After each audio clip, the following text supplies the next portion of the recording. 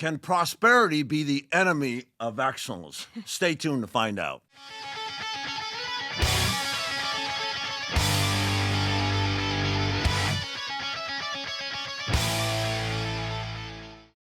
Hi guys, I'm Grace Lapoy and I'm here with David Lowe, the automotive sales coach. And today, like you said, we're talking about prosperity being the enemy of excellence. Right. This is a big thing that we've seen all the time, right? Right. It's funny how a lot of times success creates failure, right? So I think that a lot of times we work really hard to get somewhere. Mm-hmm. And sometimes when we get there, we take how we got there for granted. So it's often in prosperity when things are really good that people focus less on their personal excellence. Isn't it That's weird? right. Yeah, absolutely. So people like, I see people all the time like, I'm so proud of myself. I'm going to the gym all the time. And what's happening? Well, I've lost 16 pounds, right? And then I don't run into them for a couple of months. And I'm like, hey, how's your workouts going? I'm like, oh, I kind of not going anymore. I said, well, it worked so well, you stopped, right?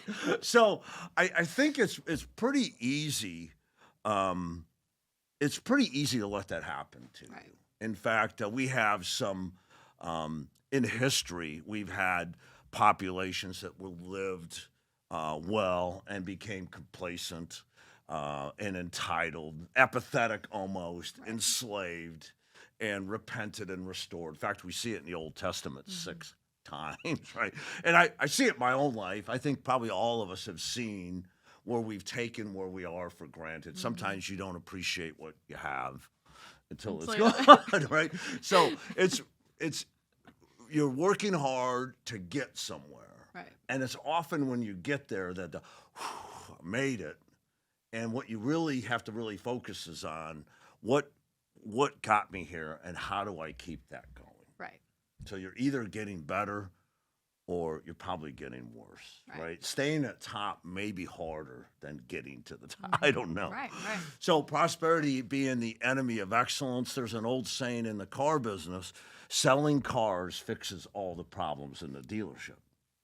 In other words, when the traffic is down and the market is down, every crack shows. All the problems are so evident to everybody. Right. But when the market picks up and sales increase, nobody is paying any attention to all of Everything's it. great. Everything's great again, even though they're not.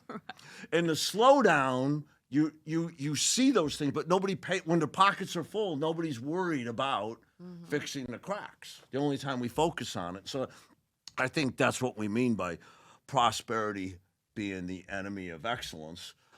When you have $10, you watch how you spend it. When you have 100, you may not. Right. And so this episode is really dedicated. I know you've been doing a lot of work going to dealerships, and in our automotive sales coach, the dealership playbook, our industry of, by the way, this is not car business specific. Not this. Prosperity being the enemy of excellence, right? I remember, great baseball player from the Cubs. I remember when he got his huge contract, that was all he wrote. Everything after Ryan Sandberg. And I thought, yeah, he did a great job. He got that huge contract, and then it's kind of disappeared from there a little bit in my mind. And so you kind of see that in other things, you know. That's why outliers like Tom Brady and Michael Jordan that get to the top and stay at the top are so impressive, right? But anyway, so we're going back to selling cars. And you're going into dealerships, and one of the big things with you is not just what are we doing, but why? What is the result, right? Right. So as people are selling a lot of cars, what happens? So walk through what you do, and let's talk about how how sometimes selling a lot of cars end up working against people. Right. You know? So, I mean, same as I think we've been talking about is when we're doing really well, sometimes we forget about how we got there. And then we say, oh, I'm done. I did it. Right. Yeah. And we're going through in the dealerships and talking through the sales process steps. And as you know, of course, if you're on the dealership playbook, you know this, that our sales process, we don't just have the steps. Right next to it, we have the goal or the why behind it, the motivation. Here's why I'm going to do this step.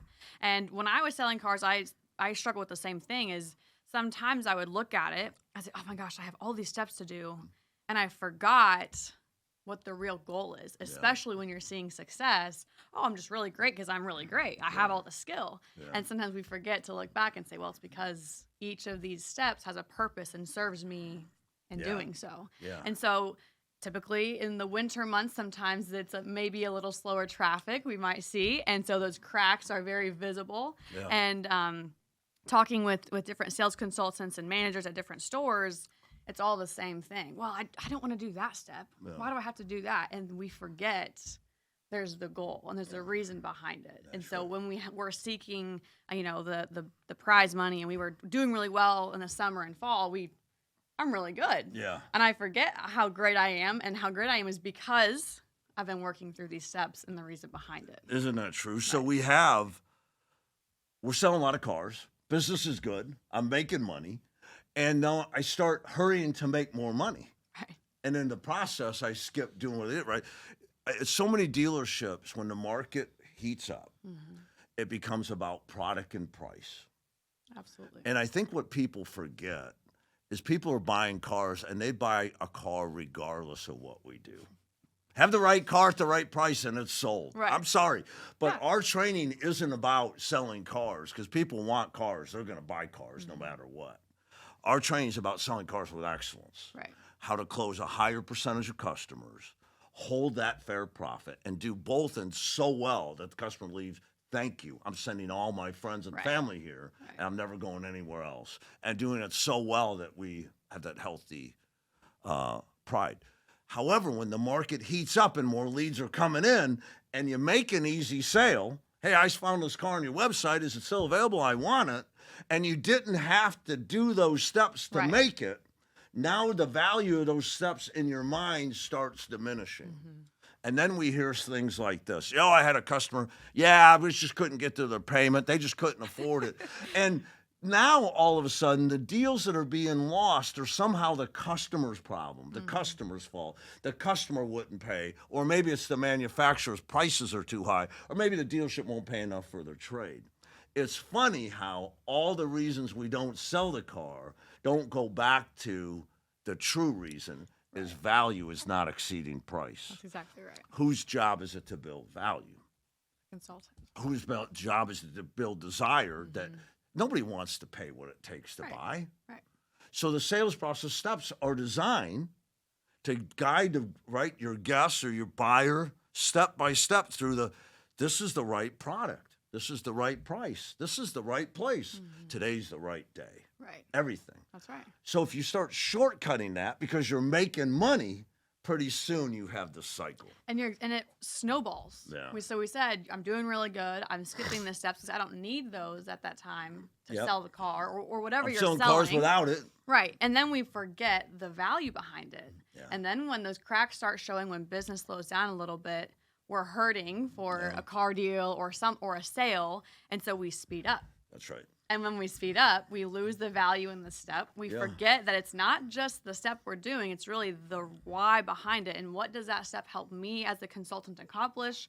Or what does it do for the customer and help them understand or see or accomplish? And when we speed up, we skip those steps and then it just snowballs, right? That's right. And sometimes it might take that reassurance or something in the dealership or teammate or something to re-energize them and remind them. Maybe watching one of our daily videos. That's a good idea.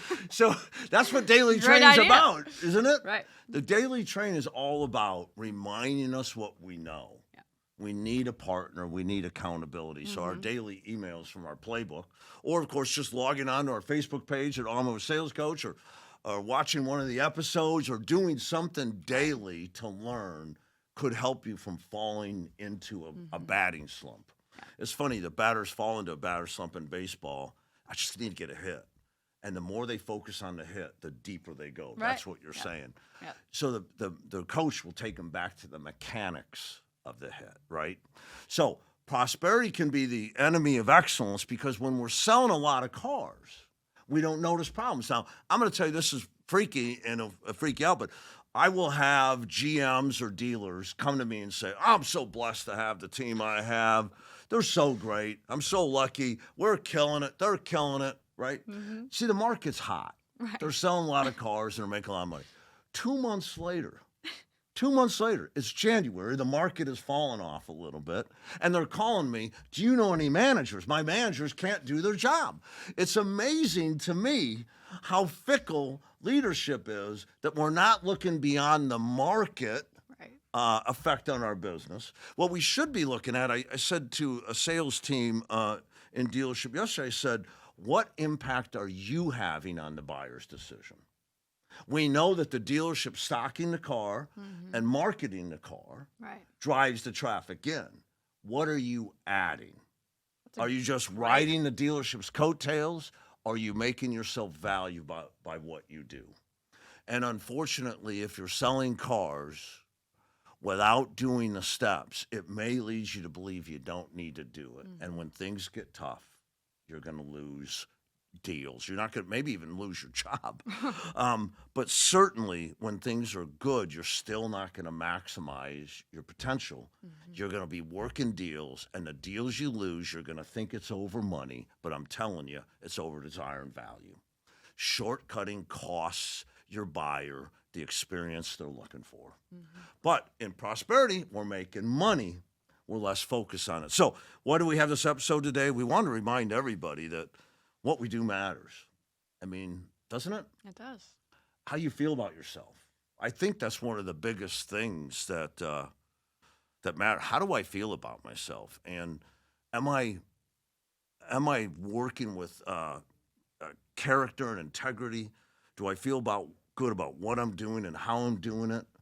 Am I self-examining? I know we did an episode on self-examination and trying to improve myself, being better today than yesterday.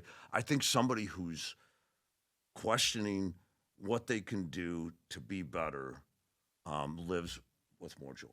We know that. And it also, if you're doing those things during good times, not bad times. Everybody does it during bad times. But if you do those things while you're on top, that's how champions are made. So instead of prosperity becoming the enemy of excellence, why don't we, instead of waiting to fall to regroup, why don't we rise while we're at the top? So the message of today's episode is what? Don't wait for things to get tough to get back to the basics, to doing what you do. Don't let prosperity hide the fact that we need to be better today than yesterday. Let prosperity be a reminder that, you know what, being on top is a gift, and I have a stewardship of that gift to remain on top. Means I need to do what I need to do to keep that going. That's right. Right? Absolutely. Everything we do in this podcast, the episodes are dedicated to helping you live and work better. And we thank you for joining us. Grace is always reminding you to like us.